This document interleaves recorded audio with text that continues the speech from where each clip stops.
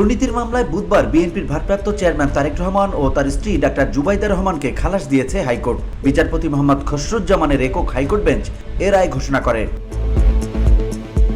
আদালতে দুর্নীতি দমন কমিশনের পক্ষে ছিলেন আইনজীবী আসিফ হাসান, আপিলের পক্ষে ছিলেন আইনজীবী এস.এম. শাহজাহান, কায়সার কামাল ও জাকির হোসেন ভুইয়া, রাষ্ট্রপক্ষে ছিলেন deputy attorney general Mohammad Abdul করিম।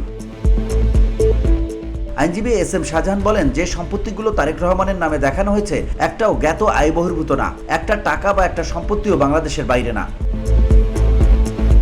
তিনি আরো বলেন, সেনানিবাসে মইনুল রোডের বাড়িটি শহীদ রাষ্ট্রপতি জিয়াউর রহমানের পরিবারকে দেওয়া হয়েছিল, সেটাও এ মামলায় দুদক বলছে এটা তারেক রহমানের অর্জিত সম্পদ এবং এটা অবৈধ সম্পদ, অথচ এটা সরকার নিয়মকানুন মেনে বরাদ্দ দেওয়া হয়েছিল। আর একটা সম্পত্তি আছে গুলশানে, সেটাও রাষ্ট্রীয়ভাবে দেয়া, অথচ মামলায় তারেক রহমানকে দোষী সাব্যস্ত করে সাজা দেওয়া হয়েছিল। বিচারের নামে এরকম প্রহসন আমি আমার ওকালতি জীবনে দেখিনি।